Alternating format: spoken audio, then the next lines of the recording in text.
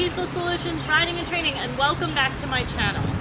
Today I'm going to be doing an exercise demonstration for something that I've been posting on my Retired Racehorse Projects page, which is Disco Doll's page, and I've been doing an exercise called the Wagon Wheel, and I've been trying to help her and encourage her to use her hind end to engage her gluteals and to use her abdominals more. So I've come up with an exercise called the Wagon Wheel. It's actually something I've been doing for years, but a lot of people have taken interest in this exercise and wanted to know how to set it up. So I'm going to go ahead and show you how to set this exercise up and how to measure it out for you to be able to work with your horse personally and be able to help them to pick up their feet, engage their core, and further use their back and their hind end. So here we are. I'm just going to stand behind the camera for a second and I'm going to walk and show you how to set up the wagon wheel. So this basically is pretty easy to set up. I will tell you that in the very beginning, do not set up 13 poles to begin with. Do not even set up 10. Don't set up 6. Set up 4. Start with by standing in the middle of a section of your arena. And basically, you can start by walking out. If you're standing in the middle of a clock, start by walking out. 12 o'clock is in front of you. To the right of you would be 3. That's where this cavaletti is sitting. Behind me would be 6. And to the left of me would be 9. Okay, so you have those 4 basic starting posts. Those are going to be what you start with. So start out with 4. And if I'm standing in the spot where I am, I'm going to walk at least 5 to 7 big steps towards those numbers, 12, 6, 3, and 9. So let's just walk here. 1, 2, 3, 4, 5, 6, 7. This would be the spot where we set the pole down, and that's going to be where we start measuring it out. So as I would turn, I'm going to look into the middle of my arena. I'm going to stand in that middle spot once again, and I'm going to walk out to 7 steps in this direction. 1, 2, 3, 4, 5, 6, 7, and you can see here is the pole. Now, as your horse progresses, everybody's been asking me how you measure it out. This is the easiest, most basic way I can show you. Not every pole is exactly even, and I like that. And you'll also see that I have cavalettis set out here. Okay, they're on the lowest spot. I do raise those sometimes. I have basic fence posts, which are round and they're wooden. Okay, and then I have flat boards out here. So it's all different types of textures, which is nice for the horse because it gives them a different feel. They have to lift their feet a little bit higher, or they have to change their stride length in between the poles. Sometimes the poles aren't even, and I like that as well. So just vary it. Gauge it on how well your horse can do with the poles that you have set. Now you'll see that in between here, this section of the wagon wheel is a shorter distance. If you'd come to the middle line, it's about your average trot step. And then if you'd come to the outside, that's an actual bigger trot step. So over to the left, your horse might get 2 strides in between a pole. In the middle, they might get 1 stride, and then they might actually be able to go at a slower pace on the inside. Okay, so if you're measuring this, I do small steps. So if you're looking at my shoe and my foot right here, I'm going to think about measuring from toe to toe. Okay, so it's 1, 2, 3, 4, 5, 6, 7, 8 would be your average trot step. Okay, here you can see this one's a longer distance. So this would be about 9, 10 and a half. Okay, so this is going to be where she's going to have to overstride on this side of the poles.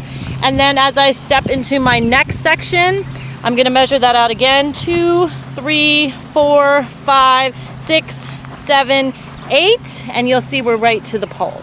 So that's basically how you can measure this out, give or take. If your horse has a bigger stride, make it bigger. If your horse has a shorter stride, make it smaller. But you can see that you're basically setting the poles up on an arc. So I'm going to go get Disco and we're going to get started.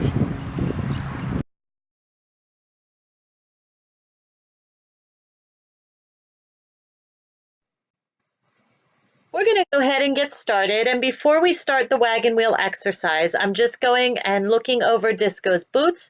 She's outfitted in 4 sports medicine boots and a set of bell boots on the front because she does have 4 shoes. It's a good idea to make sure that your horse has some kind of leg protection before you get started, because when they begin, they'll be nicking and banging a lot of the poles until they find their balance and their best way of moving. So as you can see, there are 13 poles laid out in sequence on the ground, and I'm just starting by asking Disco to walk forward. This is probably the hardest section of the training because the walk is actually the section that we need the horse to slow down and think using their mind. I've just asked for Disco to pick up the trot. And as you can see, this is the speed that she normally chooses to be able to travel over the poles in sequence and make it useful for her body and to keep her balance in motion. At this stage of the game, I'm just looking for her to stay pretty much on the center line as she's going around the poles. She is outfitted in the combination cavesson, which makes it a little bit easier. We are up to over 100 sessions at this point, so it's not as if she's never done any of this groundwork before, but this was just a more advanced addition to add to her repertoire. If you're just starting out with this exercise and you don't have a cavesson, you can use a bit, or you can use a halter and lead rope, but I'd more so prefer the combination cavesson so I can keep the gullet open, the neck stretching, and the posture and alignment of her balance moving. So you can see she's keeping a pretty good speed here. She's actually being very delicate with her feet.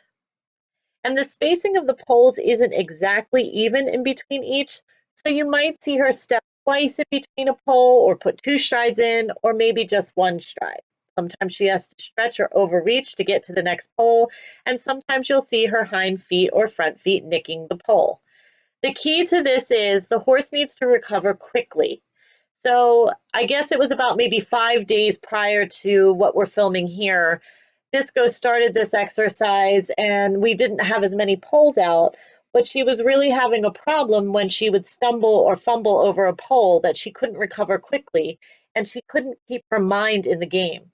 So you can see here she's a lot more relaxed, a lot more steady, and I love that about her as she's going through this exercise. It's really helped her brain to think of the technique, the performance, and the skill so that she can come back to me when I need her to.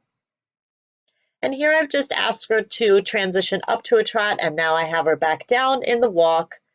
And we're just asking at a nice steady speed to just step over the poles.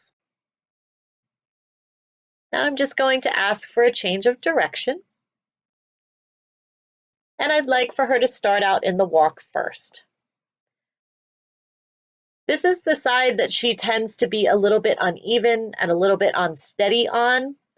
So I like to help her by using the outer perimeter of her body. Now, what I mean by that is I would like her left front foot to reach further forward. It becomes really important later in the training. You don't want the horse's foot to step sideways. A lot of times that's how a horse sneaks out of forward motion. And it's been a big flaw that she's had going in the other direction, which is her track side. And you can see there that she's stumbled over that pole but recovered really quickly. And that's the key here. Here she's come to the inside of the track by accident, and I just allow her to drift back out onto the track very nicely and easily so she can successfully keep performing over the poles. If your horse makes mistakes during the duration of doing this, don't make an enormous deal out of it. Just try to keep them nice and steady, calm, keep their mind in the game, and just let them feel their way through the technique and the balance and the way that they're going to be using their body over the poles. This does take a tremendous amount of athletic performance out of the horse, so it's hard for them at some points in time and they might get sore. So just be careful as you're going through. Spend a lot of time walking and allowing the horse to build up. There you can see she just stumbled again, but did a terrific job at just coming right back into it, recovering well, and steadily moving on. I love how this exercise helps with knee lift. It also helps with the quadricep coming up to meet the abdominals. That's a big key factor when you're working your horse. And for Disco's sake, I've been really trying to help her to use more of her medial gluteals. Now that's the middle glute muscle in the back of the rear end or in the haunches.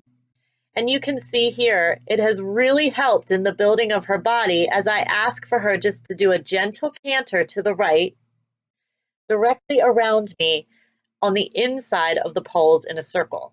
Now that circle's pretty small, but you can see she can definitely handle it. She's got great unilateral balance with the right hind following the right front and the right front following her right nostril. Here I'm bringing her back down to a trot, and you can see she's going into a nice stretch. I'm going to bring her down to the walk. And I'm just going to allow her to further reach into the cavesson, using her body and allowing her to stretch into the contact and the connection. We're going to change direction, and we're going to do the same technique and exercise going this way. I'm asking her to pick up her left lead canter, and you can see she's definitely moving in a nice forward flowing freedom of movement as she goes around on the inside of the circle. I love her unilateral balance once again, with the left hind following the left front and the left front following the left front nostril. She's reaching into the outer perimeter of her body, and you can see she has a nice arc through the inside of her body. Here we're bringing her down back into the trot and allowing her just to continue on the circle. It's so important as you're bringing the horse through the training that their movement remains steady and even paced. You don't want the horse rushing, opening stride, closing stride, shortening stride, lengthening stride when you're not asking for it. You want to make sure that the horse can use the back and in turn really start to use the body in a way that they can carry the rider and really help their body to grow and perform to the best of their ability. And here I'm just asking her to come back down to the trot. And I've just fed the line right through to her. And she's back out on the track. But what you can see here is it's much more powerful. So a lot of the times when you open up the gate, say to a canter, and come back down to the trot is going to be more powerful with the hind end really pushing through. And all of that energy that we made is coming back up and over through the back muscle and down through the neck. Here I'm just going to ask her to change direction once again, going the other way at a walk. And then I'm going to ask her to pick up the trot and then the canter. And here she's traveling around me again at a very nice even pace with a very nice round circle. We've been working a lot on circles lately, and as you work through with your horse, just be patient. Circles and straight lines go hand in hand. So when you have a lot of circles in the horse's training regimen, it's important to put straight lines back into the training regimen. Suppling to straightness and straightness to suppling. And here she goes again with a nice buoyant, powerful stride, stepping back out onto the track. That looks wonderful, Disco. And I'm just going to bring her back to me and slowly bring her back down to the halt and tell her she did a fantastic job.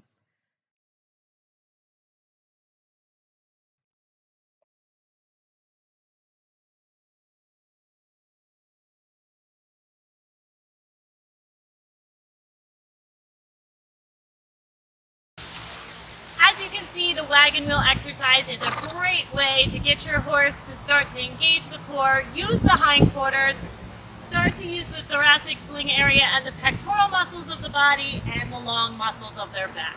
Disco did a great job for us today. Make sure you take your time, build up your horse slowly. Disco's been working on this exercise for almost a month now, and you can see she's still not stable in certain places of it. Be sure to be patient, be kind with your horse, and be forgiving when they learn a new exercise.